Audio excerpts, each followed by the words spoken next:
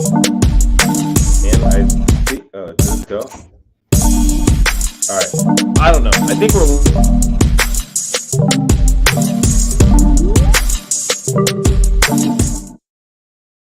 Well, now we're live. That was a funky start to our market update, but hey, we are here today. My name is Vinnie, and this guy over here.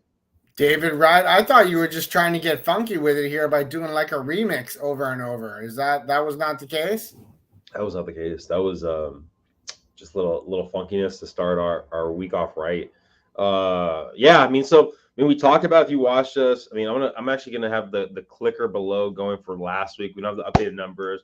As you already know, inventory has trickled down a little bit. We're at rates right now, David. So everybody probably realizes last week the Fed met. And as we kind of knew, the Fed basically did what they said they're going to do. They only increased their cost by 50 basis points, which they should have done by 75 because the market had already priced in the 50 bips, over a week ago prior. And that, unfortunately, since there was no surprise, if you actually go back before the rate increase that the Fed did, the rates were better. Yeah. And now, since they only did what everyone thought they were going to do, it's like if you go back a week ago, we were down at 6%, 5.875 was the normal, 5.75. I mean, now we're back up to 6.25 again. And the reason being is because it's not what the Fed did with the 50 basis points increase. It's what they continued to talk about Jerome Powell afterwards, which was he still thinks he's got to continue much higher. Oh, I thought you were like kind of holding yourself when you go, oh my gosh, they're going to go so much higher. Oh, it's going to hurt me. Even though I was approached to be an actor, Vinny, thank you. I never got the role. And that's how I became the mortgage business because I was a struggling actor in LA and a waitress at the same time. I mean, waiter, my bad. Wow. But anyways, back to the important things. So Jerome Powell went off and he spoke about he needs to go much more aggressive. They don't see stopping what they're doing anywhere in sight. They're going to continue to keep going. And that in turn basically spooked the whole market. And that's not what you want to do when you're heading into Christmas break, New Year's, and everything else is spook the market and tell them something that they didn't think they were going to hear. Like, hey, we've already made, quite a bit of damage on inflation because if you haven't noticed, people stop buying stuff when, the grass-fed ribeye I buy is $24.99 a pound, and it used to be $10.99 a pound. Yeah, so, I mean, and someone asked me, well, where do you see the market? And we've kind of already talked about this. I mean, we're thinking the market's going to probably go a little bit farther down than it's going to go before it goes back up. And it's about basically your monthly payment. I mean, if the market goes down, the market goes up, it doesn't affect you unless you're looking to sell. Now, the question is, okay, well, do you hold off? For the year? Well, I mean, if you're renting, you're not paying any money towards your actual. Actually, isn't that 100% interest you're paying if you're renting? 100% interest. 100%. So that's a little bit more expensive than. Again, it's relative to your scenario and what you're currently paying for rent. I mean, that's probably the biggest thing that you really want to kind of look at. But understand, like Dave was talking about, right? I mean, the people that you have in escrow right now, David, how many of them last week you told them, hey, we should probably lock it in before? I locked every single person before the Fed meeting, and a majority of my clients, I'd say almost all of them got 5.75, 5.65. Yeah, so I mean, that's really good in the bigger picture, So that's one of the things you got to really think about is based off of the person you're talking to. I mean, is the rates fluctuate, right? So you have to know, hey, we should probably lock ourselves in today compared to a week from now, 2 weeks from now, and of course, everything changes. Everything changes. You know what's interesting, Vinny, is when you mentioned that, the market's going to slow down a little bit more, which, unfortunately at this point, I'm going to agree with you, even though the average homeowner now still has 36% equity. Yeah. So if you think about that, in 2008, when the meltdown happened, people had no equity because everyone was buying with 3% down or zero. Yeah.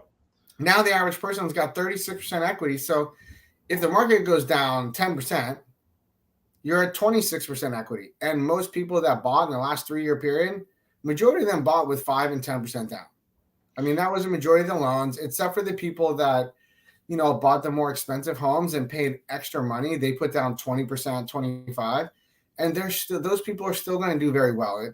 The reality of it is for those of you out there that bought your house and you think your value is going down and you think it's going to heck in a handbasket, that's not going to happen.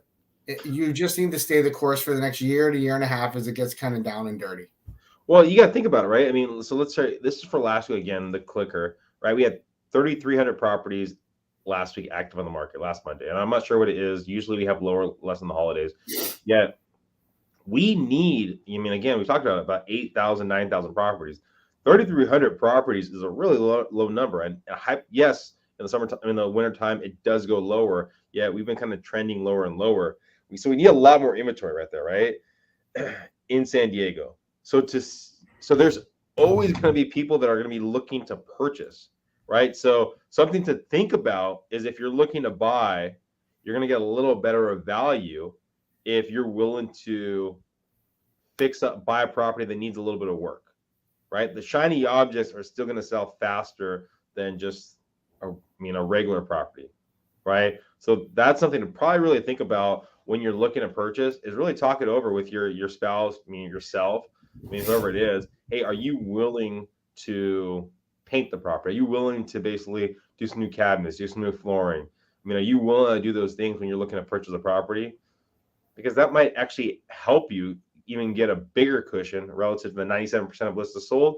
Maybe you can get 96% listed sold, 95% listed sold. If you're getting the shiny object, you might be paying 100 listed sold. So really know what you're willing to do, because that could actually help you in the current market that we're in. And Vinnie, the interesting thing is what you just mentioned with the number of homes for sales. Tomorrow, we have housing starts come out. And me and Vinnie have mentioned this numerous times, but the reason why that's important to you is if people aren't building more houses, yet the population keeps increasing, that's a problem. So tomorrow, when you see the number of housing starts, and it will be down, that's going to create a problem, because the average turn time to build a home is a 1-year period. So if it takes a 1 year from permit to finish the house, and you're not building a bunch more houses, yet the population keeps growing, once again, inventory is lower because you can only build what you buy permits for, supposedly. But when you're building a house, you have to have permits, and land is limited.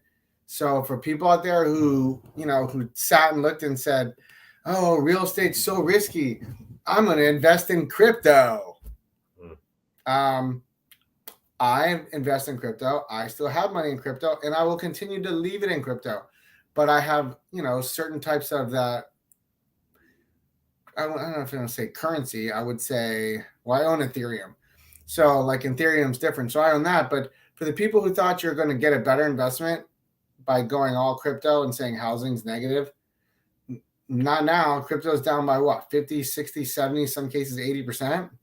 That's a massive loss. And I can't live in crypto either. I don't know if you can, but I can't live in a Bitcoin. Well, guys, if you have any questions, there's our information below in that clicker. Feel free to reach out. It is the holiday season.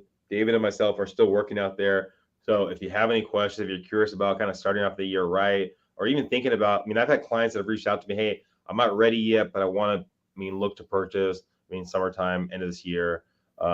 Reach out. We can put together game plans for you to kind of help you plan for the future. Thank you, guys. Please subscribe, please share, and reach out to us. Bye, everyone. Merry Christmas.